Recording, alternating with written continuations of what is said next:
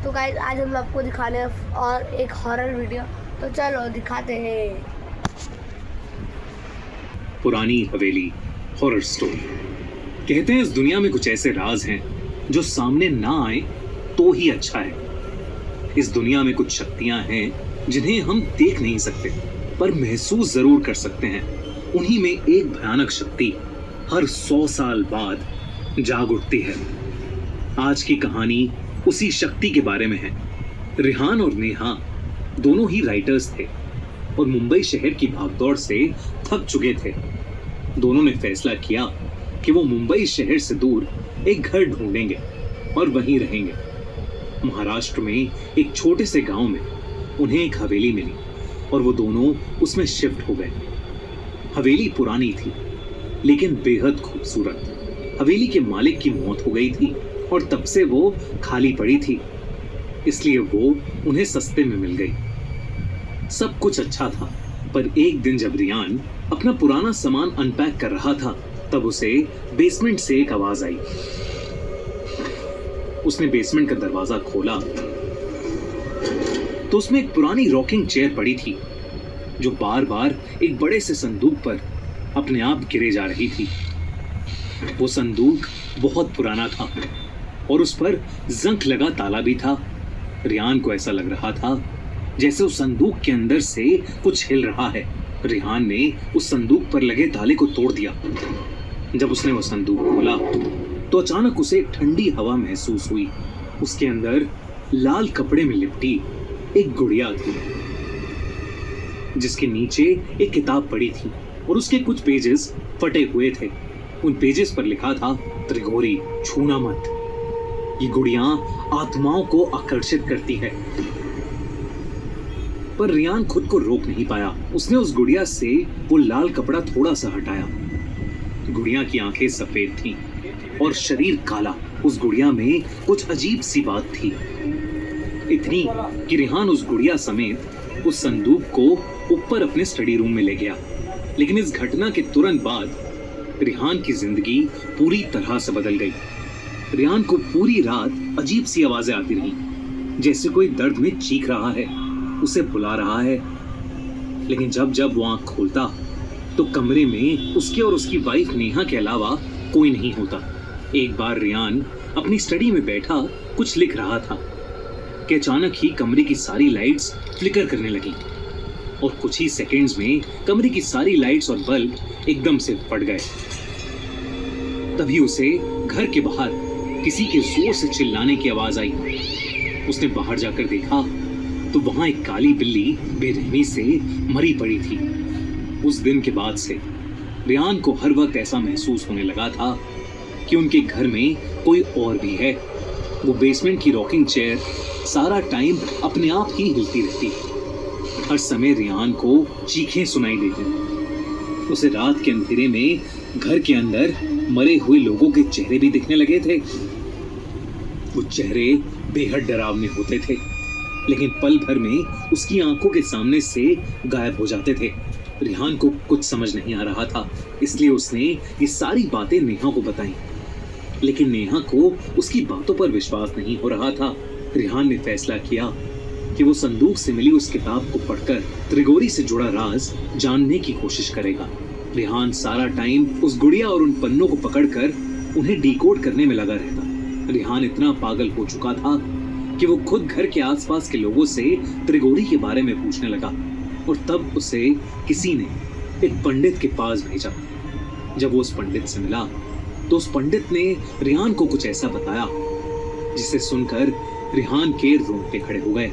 उसने बताया कि हर 100 साल में एक अजीब घटना होती है जब चैत्र अमावस्या, चैत्र पूर्णिमा और बैसाखी अमावस्या एक ही महीने में आते हैं और तब एक बहुत ही भयानक काली शक्ति जाग उठती है, त्रिगोरी। ये 3 रातें 100 साल में एक बार जब अप्रैल के महीने में आती हैं तो अपने साथ एक तबाही लाती हैं। 1 अप्रैल चैत्री अमावस्या से लेकर 30 अप्रैल यानी बैसाखी अमावस्या तक अप्रैल शताब्दी का सबसे खतरनाक महीना बन जाता है और इस पूरे महीने को कहते हैं काल त्रिगोरी। त्रिगोरी अपने साथ एक ऐसा कहर लाता है जो सब कुछ बर्बाद कर सकता है। उस पंडित ने रिहान को बताया कि जिस गांव में रिहान अभी रह रहा है वहां 100 साल पहले एक काला जादू करने वाली औरत ने उसी लाल कपड़े में लिपटी गुड़िया का इस्तेमाल करके काल त्रिगोरी को अपनी नींद से जगाने की कोशिश की थी। और तब एक ही रात में पूरा का पूरा 500 लोगों का गांव मारा गया था और आसपास के सारे गांव में ऐसी बीमारियां फैलने लगीं जिसने कई लोगों की जिंदगी बर्बाद कर दी। ये सब सुनकर रिहान ने उसी पंडित से मदद मांगी।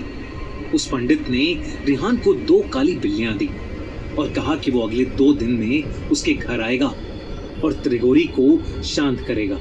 रिहान पूरा दिन घर में उस पंडित के बताए शुद्धिकरण के नुस्खे आजमाता रहता और उन काली बिल्लियों को 24 घंटे अपने पास रखता। रिहान नेहा से कहता कि ये काली बिल्लियां उनको घर की प्रेत आत्मा से बचाएंगी। नेहा से अब रिहान का पागलपन बर्दाश्त नहीं हो रहा था। 2 दिन बाद वो पंडित उनकी हवेली में आया। पूजा का सामान देखकर ही रिहान और नेहा की रूह कांपने लगी, क्योंकि उसमें इंसानी खोपड़ी, मरे हुए जानवर और ऐसी ही बेहद अजीब अजीब चीजें थीं। लेकिन उस पंडित ने रिहान को हिम्मत रखने को कहा। उसने हाथ में एक लाल कपड़ा लिया और उस लाल कपड़े से उस गुड़िया को निकाल के पूजा स्थान के बीचों बीच रख दिया। पंडित ने देरी न करते हुए पूजा शुरू की और मंत्र आवाहन से काल त्रिगोरी को शांत करने की कोशिश करने लगा। पूजा शुरू करते ही रिहान को बहुत तेज दर्द में किसी की चीखें सुनाई देने लगी। तभी रिहान और नेहा ने देखा कि गेट की दीवार के अंदर से एक बहुत ही डरावनी 10 फीट लंबी परछाई निकली है जो उनकी तरफ आ रही है। जैसे जैसे वो परछाई उनकी तरफ आ रही थी वैसे वैसे घर की सारी लाइट्स अपने आप फूटती जा रही थी। तभी एकदम से बहुत ही तेजी से दरवाजा खुला और वो परछाई घर के अंदर आकर हवा में कहीं गायब हो गई। और तभी घर की सारी चीजें हिलने लगी। वो बिल्लियां आपस में एक दूसरे से इतनी बुरी तरह लड़ने लगी कि उन्होंने एक दूसरे को नोच काट कर मार डाला। नेहा को अपनी आंखों पर विश्वास नहीं हो रहा था। उसे लगा कि ये सब उस गुड़िया की वजह से हो रहा है, इसलिए उसने हड़बड़ी में बिना लाल कपड़े के उस गुड़िया को उठाया और उसे काट कर जला दिया। ये देखते ही वो पंडित कांप उठा। उसने बताया कि काल त्रिगोरी से ऐसे छुटकारा नहीं मिलेगा और बिना लाल कपड़े के उस गुड़िया को छूने की हिम्मत करके नेहा ने अपने पूरे परिवार को संकट में डाल दिया है और अब उन्हें मरने से कोई नहीं बचा सकता। वो पंडित पूजा को बीच में छोड़कर ही घर से जाने लगा। रिहान उस पंडित से मदद की भीख मांगता रहा, लेकिन वो पंडित इतना घबराया हुआ था कि उसने कुछ नहीं सुना और वो वहां से चला गया। रिहान और नेहा की उस रात बहुत बुरी लड़ाई हुई। रिहान उस पूरी रात सो नहीं पाया क्योंकि उसे बार बार वही 10 फीट लंबी परछाई दिख रही थी जो धीरे धीरे और ज्यादा डरावनी होती जा रही थी। अगली सुबह उसे नेहा की चिल्लाने की आवाज आई। उसके पास पहुंचा तब नेहा ने बताया कि पिछली रात उसके माँ बाप के घर में आग लग गई और उसकी पूरी फैमिली उस फायर एक्सीडेंट में मारी गई। रिहान ने डर के मारे अपना सर पकड़ लिया। वो समझ गया था कि यह सब काल त्रिगोरी की वजह से हो रहा है। कुछ ही देर में उसे एक और खबर मिली। जो पंडित उनके घर पूजा करने आया था उसे भी किसी ने जंगल में बेरहमी से मारकर छोड़ दिया था। अब रिहान को कुछ समझ नहीं आ रहा था कि वो क्या करे।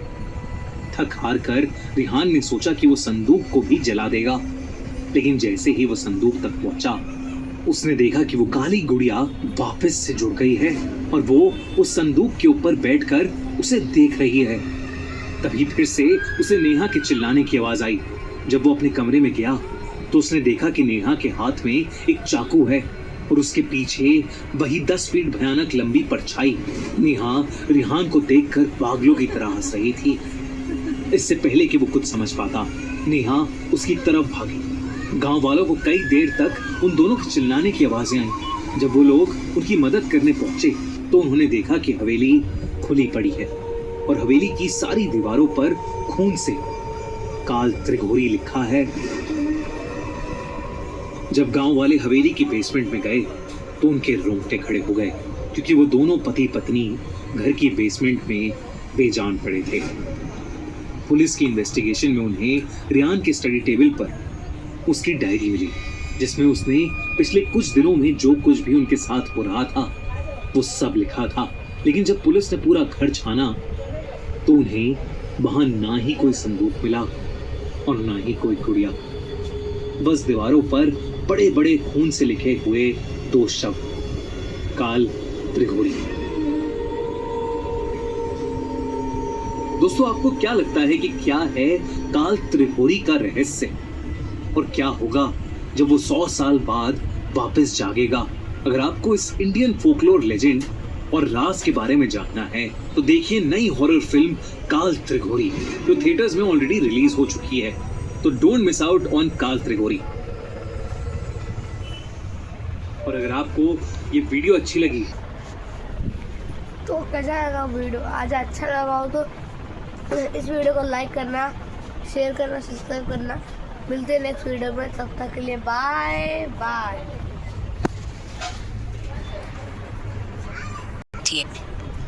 मैं तो डर गया पापा, तो हॉरर वीडियो था। पापा तो ठीक है।